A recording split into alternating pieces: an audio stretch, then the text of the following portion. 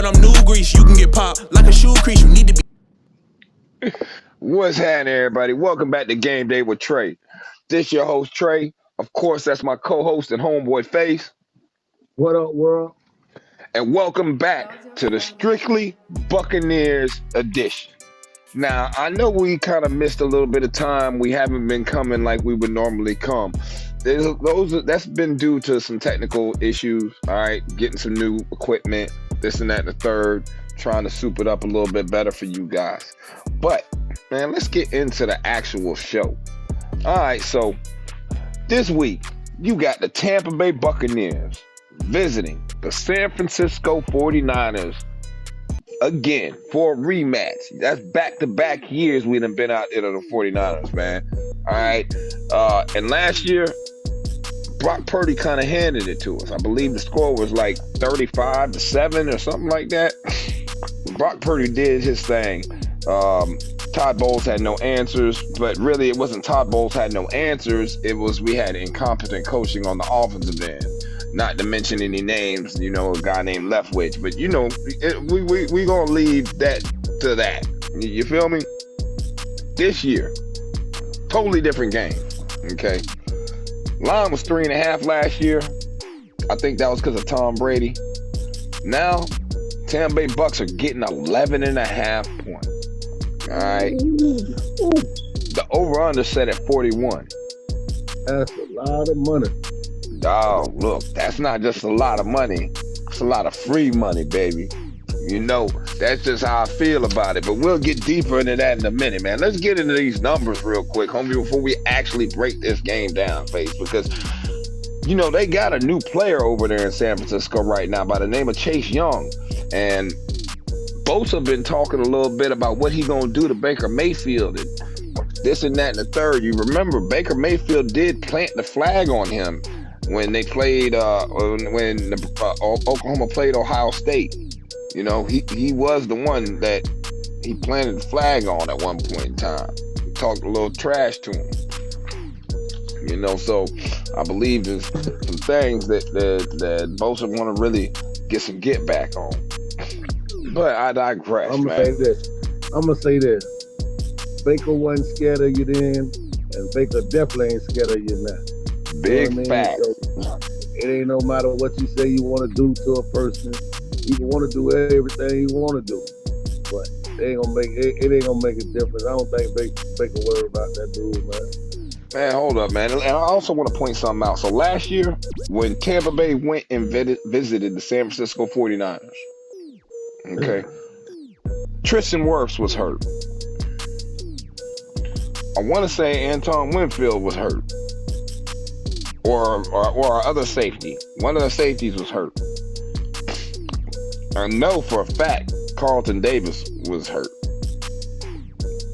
I think Jamel Dean came into the game hurt and left the game at one point, like in the third quarter. Villa played like 5 plays and was hurt. I'm not sure. We were missing a wide receiver that game too, but at the end of the day, okay, you see the rash of injuries. It was a completely different team. Completely different team. This year we got Baker Mayfield at the helm. Now, Baker Mayfield has led the Buccaneers to a record of 4-5 on the season, while Brock Purdy's led his San Francisco 49ers on a 6-3 record. All right. Now, situationally, Tampa's 2-2 on the road. Straight up, money line. The 49ers are 3-1 at home. Money line. But when you look against the spread, Tampa Bay Buccaneers are on the season 6-3. In this situation, meaning on the road, undefeated, 4-0 against the spread. Just saying. Pay attention to the signs. So when you look over to San Francisco, against the spread on the season, they're 5-4, but they're 3-1 at home. Something got to give. Somebody got to give up something this game. Will it be San Francisco with the 3-1 or us with the 4-0 record against the spread? But let's get into the over-unders, because that's also very important right now. So right now, Tampa has had 2 games go over and 7 games go under this season. On the road, they've only had 1 game go over and the rest all went under. So the other 3 games went under. When you're looking at San Francisco, they've had 5 games go over, 4 under, and when they're at home, just like their home record is against the spread, and just like their home record actually is, it's 3-1. So what you see is when they get in a close game, it seems to be a problem, because where does that 1 come from? Unless when they get in a close game, it's an issue. Now, last week, San Francisco had a big win. Very big win in Jacksonville. Came out to Florida, did what they supposed to do, coming off the bye. All right, getting healthy, things like that. Next week they play, I want to say they play Seattle next week. Okay? If there's anything such as a squeeze spot or a look-ahead game, this could be the look-ahead game. And statistically, when you got a team that wins by double digits on the road and then comes home the next game and is a double-digit favorite, they don't cover like 65% to 66% of the time, somewhere in there. Like, we're not even going to get into any more numbers yet. I just want to know, Face, who do you expect to come out offensively in this game and be a key cog in getting past this San Francisco 49er defense? Well, it's gonna have to be done on the collective. It's gonna have to be done offensively and defensively. It's gonna have to be a whole group effort to beat a team like San Francisco. It ain't. You gotta be fine on all cylinders. Your offense gotta be clicking. Your defense gotta be clicking. It's a championship caliber team. You know what I mean? So you can't go in there thinking you're gonna have to just do one thing. You're gonna have to play a whole game. You're gonna have to play every minute of the game in order to try to pull out a win like this, man. In other words, with that mindset. In other words, you're saying it's gonna have to be the big 3. That means it's gonna have to be Mike Evans, Chris Godwin, and Rachaad White, all in the receiving game. Those 3 people in the receiving game are game changers. We know we can barely run the ball, but we got to do it. Is Rachaad White going to actually get over 44 yards? Because that's what the line's at right now. It's 44 and a half over under for rushing yards for the game for Rachaad White. Can he get over that? I believe he can. I just feel like as long as the Bucs don't have to try to play from behind or try to get too cute and try to be too slick, you gotta stay committed to the run no matter what. But it might be good to get him out of space early in the game to get his juices flowing. Like I say, running backs, it's like it's a repetition thing sometimes. You feel what I'm saying? Every play ain't gonna be a plus play. Every play ain't gonna be a bust down the field 20 or 15 yards. But you have to stay with it. But you also have to try to find other ways and other little wrinkles to get on the ball. Like you say, open space where he's most dangerous at. But the offense have to stay committed to the weapons. Get the ball inside the playmaker's hands as much as you can. I understand y'all like to spread the ball around, but you have to get your playmakers involved. That's what makes the defense stay honest. If a dude, you got a good corner on Mike Evans and you don't throw Mike Evans away, you're doing a team a disservice. You get what I'm saying? No matter what, you got to try to get the playmakers the ball, and that'll make the difference in the game. Get them early, get it to them often as you can, and let them make plays.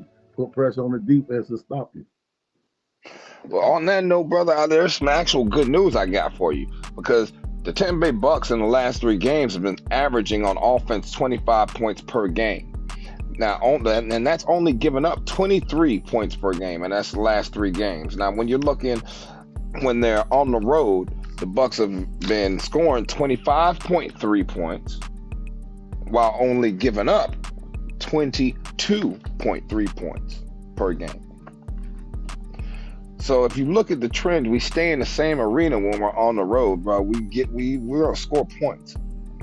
Defense is gonna give up about 22 points, 23 points. So the total comes out between 48 and 47.6, depending last 3 games or on the road. Now, when you look at the San Francisco 49ers, last 3 games, they only been scoring 22.7 and giving up 18.7. So if they're scoring 22.7, let's say they score an extra touchdown. You know what I mean? They get a little bit over the average that our defense has been giving up. So we'll say it's like 24 points or 25 points they end up scoring, right? Maybe 3-4 points over what the average is that we end up giving up. So if that's the case, if we can, because they only give up 18.7 points in the last 3, then we can theoretically, since we scored 25, we can actually be within that, that range to cover that 11.5.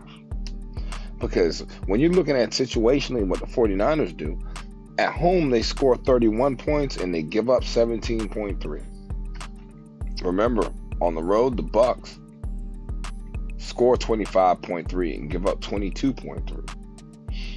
Now, I anticipate their total to come down a little bit at home due to the teams they've played and who we are at home, because they haven't really played a lot of great home teams. They have played a couple, but they haven't played a lot. And with Kalijah Kancey being right now the first rookie since 2010 or something like that, to have back-to-back games with 2 tackles for loss, and he's already got, I want to say, like 4 sacks. He's second on the team in sacks, or 3 sacks. He's second on the team in sacks right now. He's only played in about 4 games. So he gets a sack every other game. Like, I'm really loving what I'm seeing as far as the youth movement we got going on the defense phase. And I think that can keep us in this game. I really do. Face, it's time to make a pick, man. Like, I'm gonna go ahead and be clear and let everybody know this is the underdog of the week pick right here. Dogs is barking on this one. That 11.5, suspect. Gotta take the 11.5. Gotta take the 11.5. If you want to take the 49ers money line, you can take them. But the Bucks getting 11.5, that's deadbolt to me. We don't turn the ball over like that, man. That's a lot of money for an NFL team. Yeah, that's disrespectful. NFL team. That is disrespectful.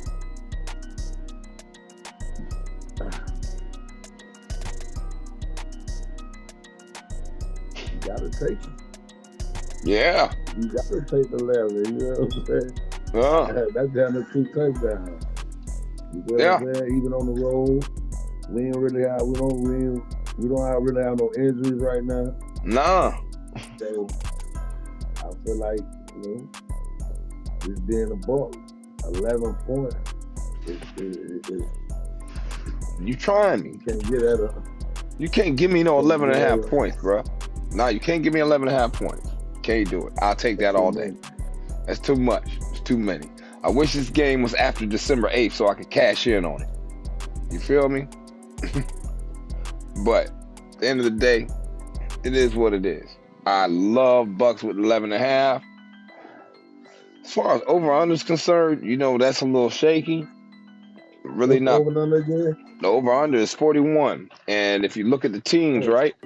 The teams, the 49ers on the season, right? In our last 3 games, 41 points. And what's up? To the moon, Batman. Not the I think Suns. they'll score more than 41 just for the simple fact. Purdy. I feel like it's gonna go over 41. I feel like it's going to go over 41 because both teams average well over the 41. I think it's set that low because they're anticipating Vegas a defensive battle. But that lets me know though, the 11 got to be good because if the over and under so low, you saying San Francisco's gonna go score 30 and the Bucs gonna score 10 or.